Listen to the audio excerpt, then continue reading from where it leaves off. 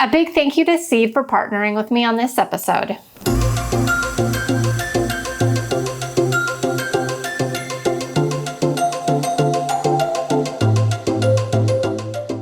You know that feeling when something in your home has been bothering you for way too long and you finally decide to do something about it? That is this episode. We are flipping some kitchen bar stools that have been driving me crazy because I've got a big living room reveal coming up next week, and those bar stools, they are visible in that room. So they had to go. Well, not go, but get a glow up. And we're recovering an ottoman that I literally built from scratch, because why buy it when you can build it, right?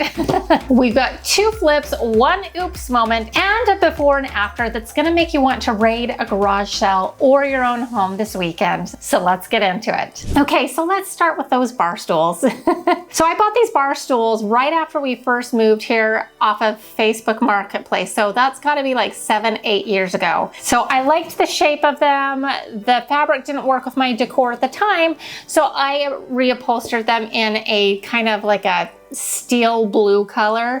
And even though the fabric is in really good condition, it probably does need a good cleanup, but I could totally do that. This fabric no longer works with my decor, and that was the last home. And I thought about getting something brand new, something totally different, which I made down the road, but I didn't really want to spend the money on that because there's so many other things that are higher in the priority list. But the blue was bothering me because it didn't match my decor direction for here. So the fabric that I've selected probably won't surprise any of you that have been watching for a while. I like where this is headed. You'll have to hang on just one quick second for me to reveal it. But first we need to remove that old fabric. So all you need to do is unscrew the seat off of your bar stool or chair. This is the same process no matter what. And because they're kind of down in there, you have to do it by hand, and that's okay. They came out pretty easily.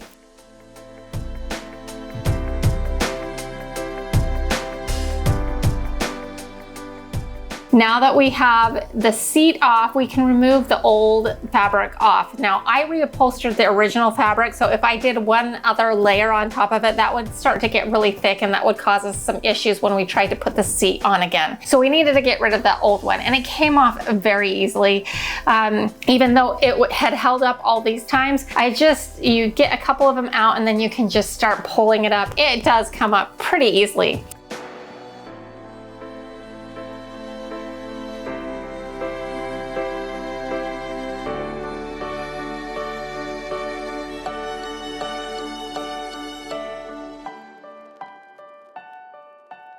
So now with that off, I'm going to show you the fabric.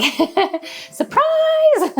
Those of you who have been watching me for a while know that I love animal print, cheetah print, leopard print, all the prints. It's so much fun. And you might recognize this one because it's the same fabric that I put on my dining chairs in the other room. I think that this is a really good way to kind of make a cohesive look and make it all make sense. Even though I love mixing and matching patterns, I needed to pull that into this other room without going like totally crazy, okay?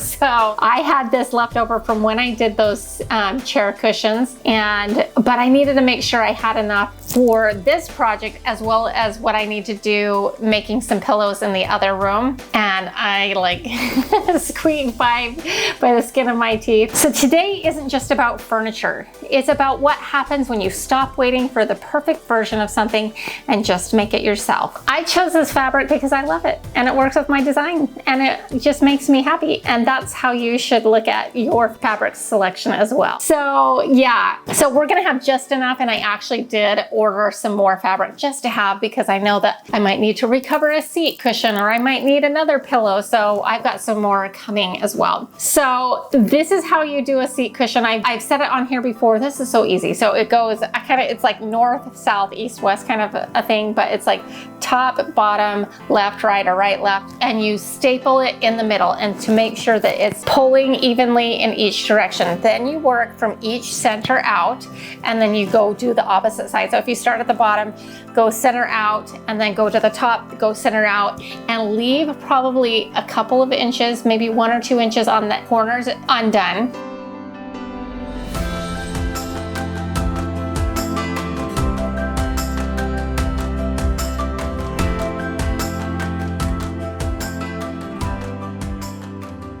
And then when you get to that corner, then you're gonna pull the center piece first, and you're gonna staple that down, and then you're gonna fold the other edges like a present, but get it nice and tight without pulling too hard. There's like a fine balance. You'll fill it out. You don't want it to be loose. You don't want it to be too tight, and you'll get the hang of it. And I have every faith that you'll get it right. So you just staple that down.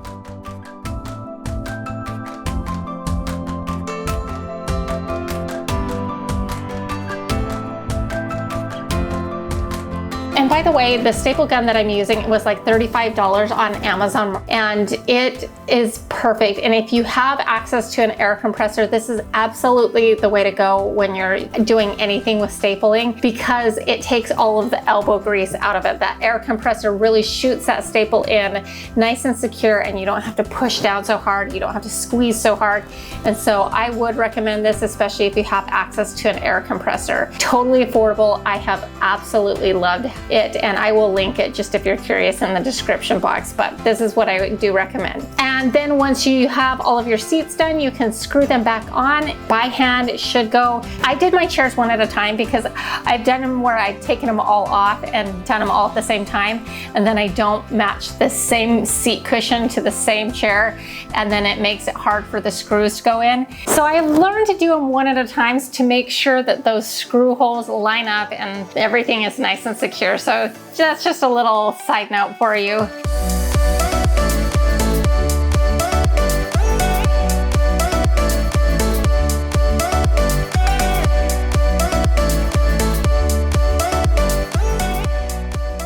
And I love how these turned out. Obviously, this fabric is not for everybody, but I personally love it. And that is the perfect thing, is you can select a fabric that is gonna work in your decor, and I just know that you'll find the perfect one. You know, I think that there's a certain kind of woman who looks at something that's broken, worn out, or just plain ugly, and instead of tossing it, she thinks, what can I do with this?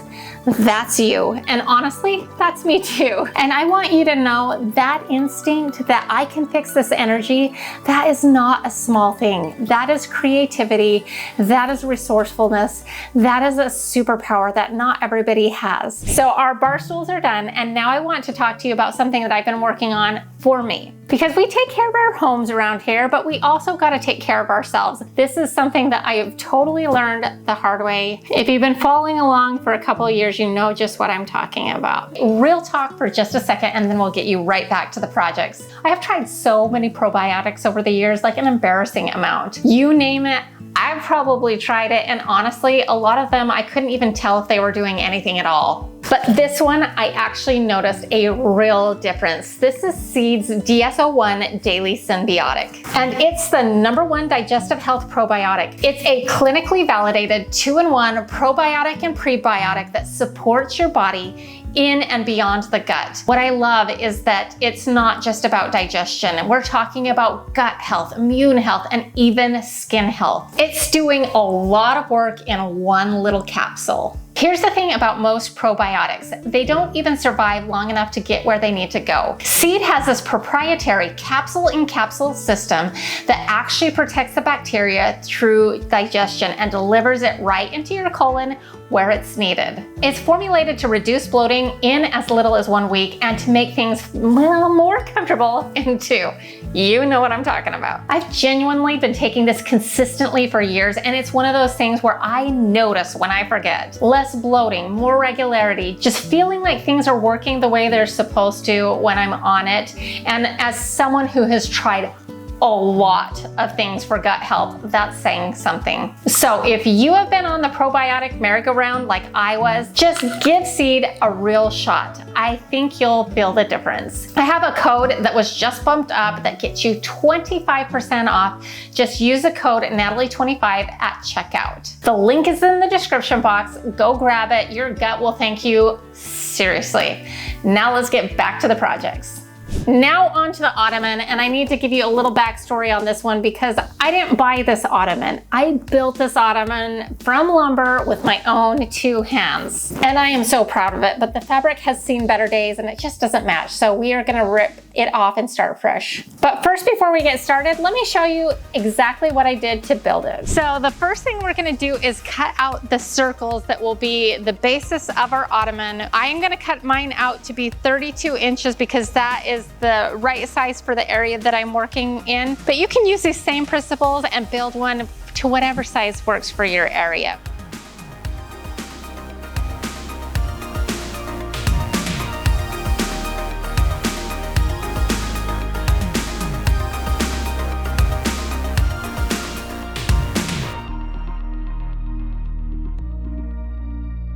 We are going to take this string and tie a knot around this center thing. And then we're gonna make a slip knot. As you can see, that lines up, and we'll just cut off the excess so this doesn't get in the way. Okay, that's 16. We're gonna use this.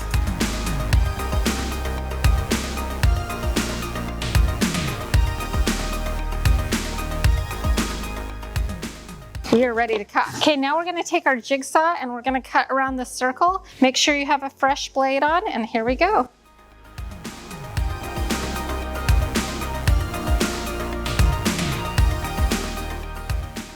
Okay, we're gonna just back out these screws. That was not too hard. Look at that. Now we have 2 round pieces for our top and bottom of our ottoman. Now we need to cut some studs to create the separation and the stability in between these 2 pieces. So we're gonna go to the miter saw now. Okay, so we need the height. And so what we're gonna do is I'm just gonna use some scrap lumber that I got out of my scrap pile. This is like a 2x4, or you could use a 2x3 or whatever you want. And we're gonna cut 8 of them to 15.5-inch heights, because by the time you add in like the feet, the plywood circles, the batting and all of that, the end height should be around 18 to 18.5 inches. So that's what we're going for. So we're gonna measure, and this will end up being our pattern one. So we'll get this one right. We're gonna measure 15.5. Don't forget to put safety glasses over your eyes, because safe is sexy, ladies.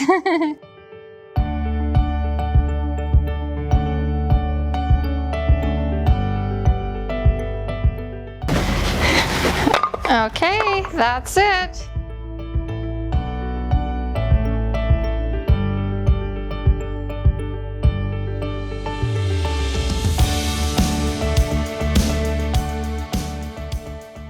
This is the masonite. I have a bunch of scrap masonite. We are going to wrap the outside of this just so it's a little bit more sturdy.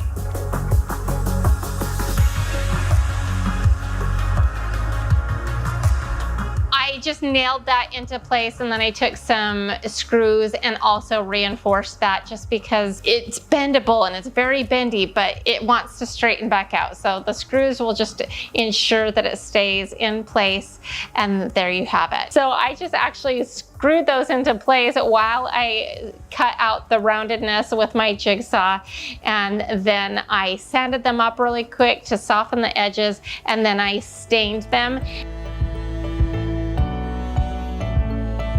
Then I took a 1-inch foam and I cut that out to fit the top of the ottoman, and just used some industrial scissors that I picked up at the Home Depot a while back, and it fit really good on top of there.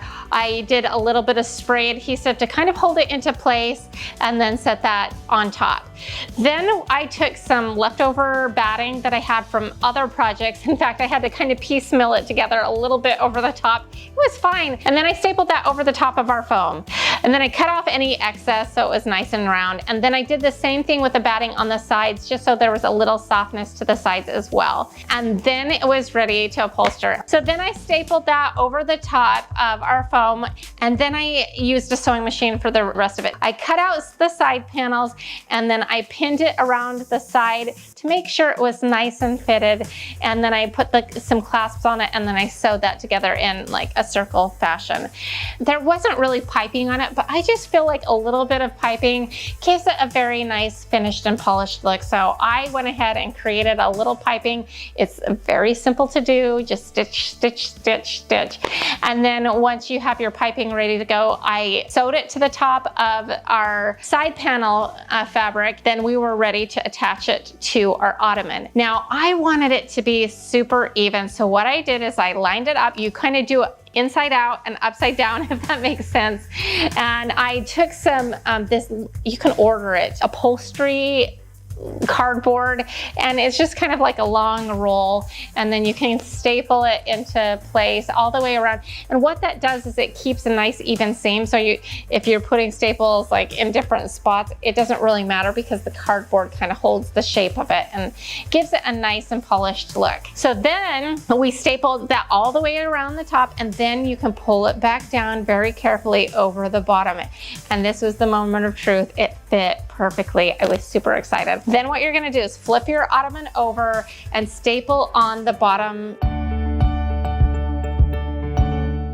So on the bottom, I got some of that black upholstery felt that you see on a lot of bottoms of upholstered items, and I stapled that into place in a circular fashion. I felt like it gave it more of like an official piece of furniture, even though nobody's really gonna see the bottom of the ottoman, let's be honest. Nobody's gonna be flipping over your ottoman to make sure you have that black felt. So totally optional. So then I took my DIY feet that you honestly, in the end, will be surprised. They don't look like DIY. They're awesome. Okay, so fun, right? Well, you'll have to tell me in the comment section below, was this easier than you thought it would be? Because I thought it was a totally doable project. And buying an ottoman, they are hundreds of dollars, and it just saved a ton of money doing it this way. And I was super happy with the result. Now, the way I kind of assembled it, I used like a cardboard tack strip to tack on the side pieces rather than sewing it together. And over time, that didn't really hold up well in this application. So this time around, I knew I needed to sew it together. In order to do that, I was creating a pattern out of the existing fabric, which you'll see in a minute that I don't maybe use it. Maybe I should have just stuck to the original plan because that was my idea. So what I did is I took a permanent marker to kind of trace where the circle should be, because I knew that we needed to make the original circle a little bit smaller, because I just kind of stapled it on the first time around. This time we're sewing it together. So I took a permanent marker to kind of mark where we were sewing and to help cut that down.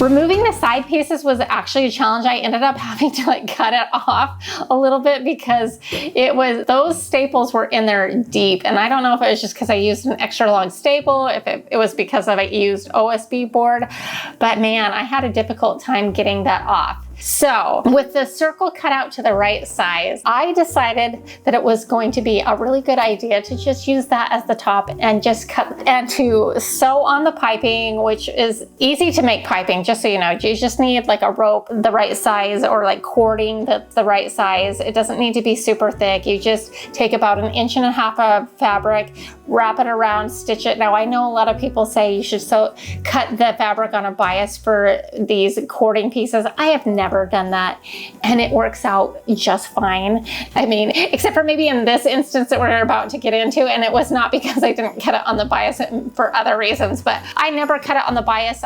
You can if you want. I think that it gives you a little bit more stretch, but I've never needed to, so that's just me. That's a rule that I break all the time. So I decided to stitch it on the circle, and then I stitched 2 widths of my fabric, and I stitched those together, and then I'm like, I'll just sew it around the circle. Since we marked the circle size, that it should all work out, right?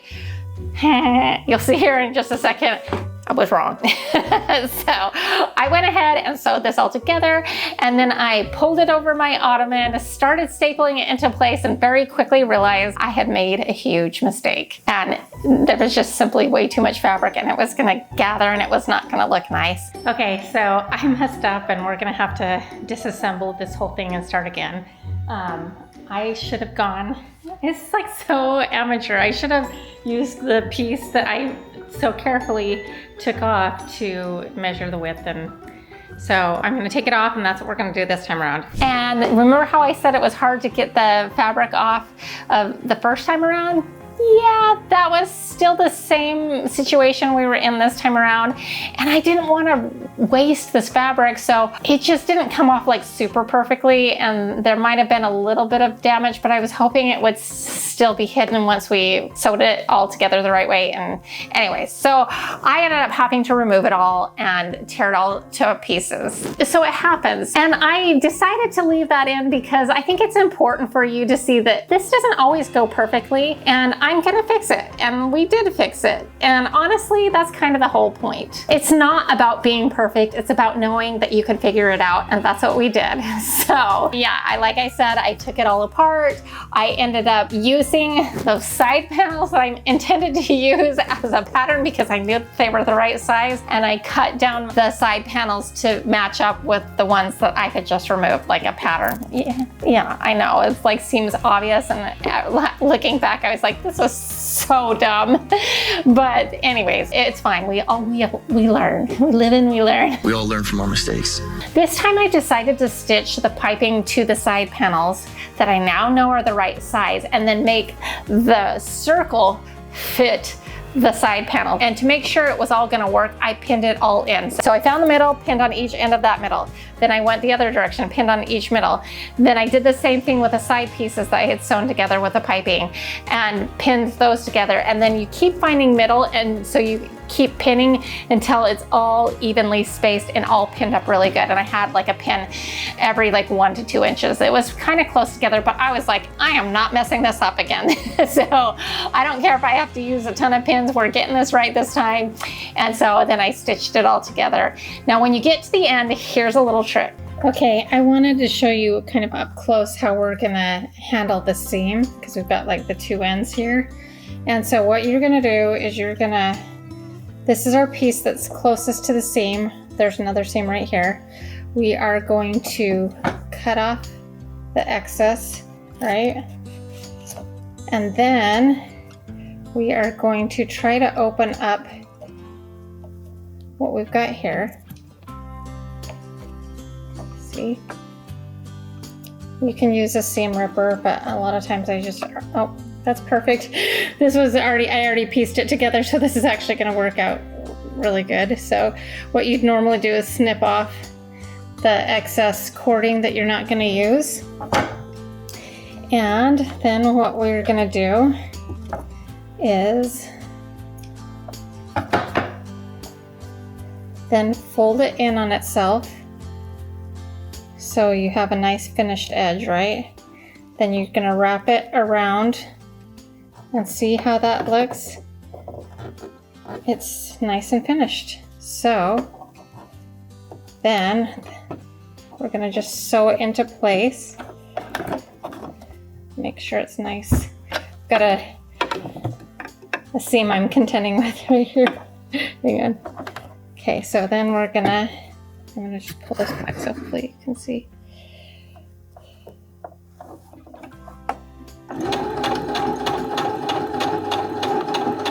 Take it nice and slow because there's no reason to hurry, because it's very thick fabric and we've got lots to deal with, so just take it nice and slow.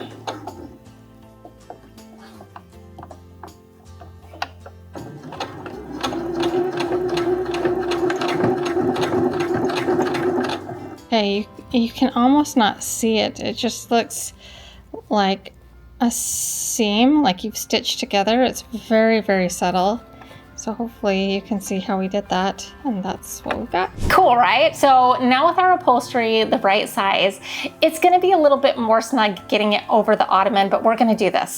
So I went ahead and very carefully shimmied it over our ottoman, trying not to pull down the batting that's on there. And if you saw from the tutorial, we spray glued it on, and that really helped a lot. And so I just had to be very careful because I didn't want to make it all warped and weird looking. So, and we were able to do it. Then we flipped it over, and then I stapled it all into place, that same technique, top, bottom, right, left, working around and making it all fit. And so, yeah, and it was really close on a couple of spots where we had some of those flaws, but we were able to get that all stapled on, and it looks really good. And then to finish it off, I replaced the black covering to kind of give it that more professional finished look that we had from the first time around. And then we re-screwed on the feet, which were just made out of scrap lumber, and I think that they look great, to be honest with you. But real quick, before we do the big reveal of this ottoman, over 60% of you that watch on a regular basis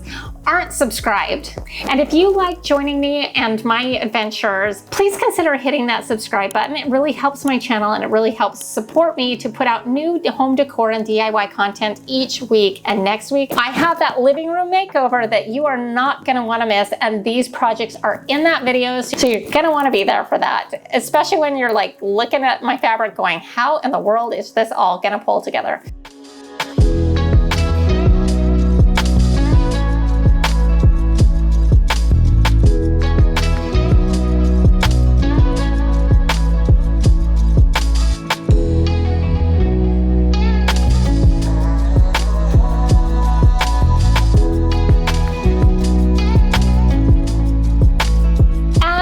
That was it. I know that some of you might be going, what is she doing with these fabrics? She's got a houndstooth going on. She's got a cheetah print. You're gonna have to stay tuned to next week to see how this all comes together, because I promise it will all pull together, but it seems like a little crazy combination, but it will all make sense in the end. I love how this ottoman turned out in the end. I didn't have to buy anything new. I didn't have to spend hundreds of dollars on a new ottoman again, because I built the original one and then I just reupholstered it. And look at that, 2 pieces of furniture that most people would have replaced or donated or gotten rid of, completely transformed.